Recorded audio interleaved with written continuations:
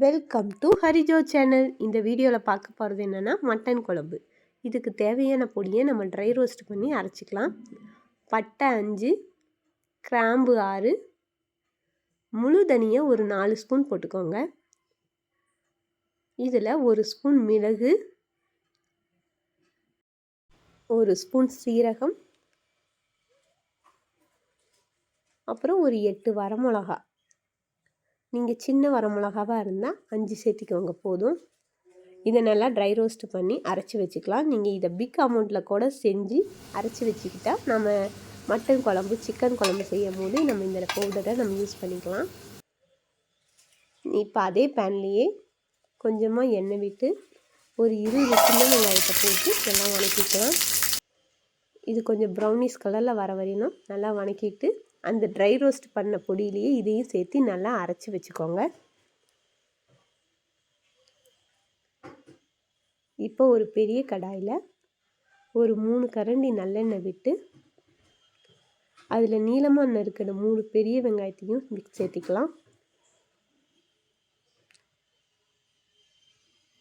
நல்லா வதக்கினோடனே 2 பச்சை மிளகாவையும் இதில் சேர்த்து நல்லா வதக்கிக்கலாம். நீளமாக நறுக்குன 4 தக்காளி, அப்புறமா இதில் 1/4 ஸ்பூன் மஞ்சத்தூள் நல்லா சேர்த்து மிக்ஸ் பண்ணிக்கோங்க. அப்புறம் இதுக்கு தேவையான உப்பையும் நான் இப்பயே சேர்த்திக்கிறேன். சேர்த்து நல்லா மிக்ஸ் பண்ணிக்கலாம். இப்போ ஒரு தட்டு போட்டு மூடி வச்சு நல்லா இது வதங்குற வரையிலும் விடலாம். ஒரு 10 நிமிஷத்துலேயே இது நல்லா வதங்கியிருக்கும். பாருங்கள், இது மாதிரி வர வரையிலும் நல்லா வதக்கிக்கலாம்.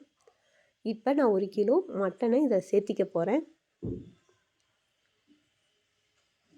சேர்த்து இதை நல்லா இதில் மிக்ஸ் ஆகிற மாதிரி நல்லா கலந்து விட்டுக்கோங்க.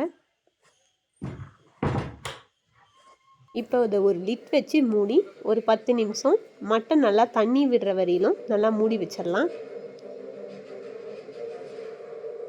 பாருங்கள், நல்லா மட்டன்லேருந்து நல்லா தண்ணி விட்டுருக்கு.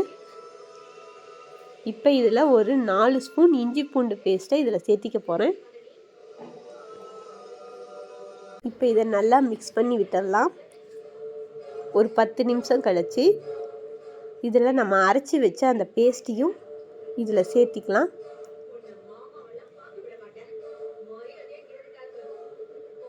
இப்போ அந்த மிக்ஸி ஜாரை நல்லா கழுவி அந்த தண்ணியையும் இதிலேயே சேர்த்திக்கலாம்.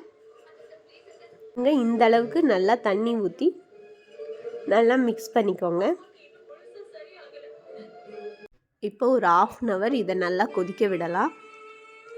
இதை நீங்கள் குக்கரில் கூட செஞ்சு ஒரு 4 விசில் விட்டு கூட எடுக்கலாம். ஆனால் லிப் போட்டு மூடி நான் ஒரு 1/2 hour இதிலே கொதிக்க விடுறேன். பாருங்கள், மட்டன்லாம் நல்லா வெந்து நம்மளுக்கு மட்டன் குழம்பு எவ்வளோ திக்காக கிடச்சிருக்குன்னு. நான் 1/2 மூடி தேங்காவை நல்லா அரைச்சி தேங்காய் பால் எடுத்து வச்சுருக்கேன். நீங்கள் தேங்காய் பேஸ்ட்டை கூட இதில் சேர்த்திக்கலாம். இதில் சேர்த்து நல்லா மிக்ஸ் பண்ணிக்கோங்க. மட்டன் நல்லா வெந்ததுக்கப்புறம் தான் நம்ம தேங்காய் பாலோ தேங்காய் விழுதோ சேர்த்தணும். இல்லைன்னா மட்டன் வேகாது. ஸோ நீங்கள் இதை கவனமாக பார்த்துக்கோங்க. இதை நல்லா மிக்ஸ் பண்ணி ஒரு லிட் போட்டு மூடி வச்சிடலாம்.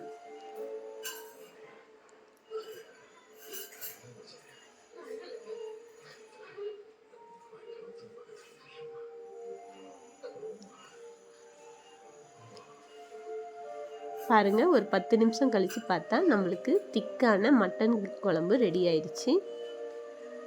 இதை நம்ம பிரியாணி, ஒயிட் ரைஸ், சப்பாத்தி, தோசை, இட்லி எல்லாத்துக்குமே இந்த குழம்பு சூப்பராக இருக்கும். நான் இன்றைக்கி மட்டன் பிரியாணி தான் இதுக்கு செஞ்சுருக்கேன். நான் நெக்ஸ்ட் வீடியோவில் மட்டன் பிரியாணி போடுறேன், அதையும் பாருங்கள். வாங்க பார்க்கலாம். மட்டன் பிரியாணி, நம்ம செஞ்ச மட்டன் குழம்பு, அப்புறம் எங்கள் குழந்தைங்களுக்கும் முட்டையும் சேர்த்து செஞ்சுருக்கேன். இது மாதிரி இன்னும் வீடியோஸ் பார்க்கணுன்னா நம்ம சேனலுக்கு லைக் பண்ணுங்கள், சப்ஸ்கிரைப் பண்ணுங்கள். தேங்க்யூ.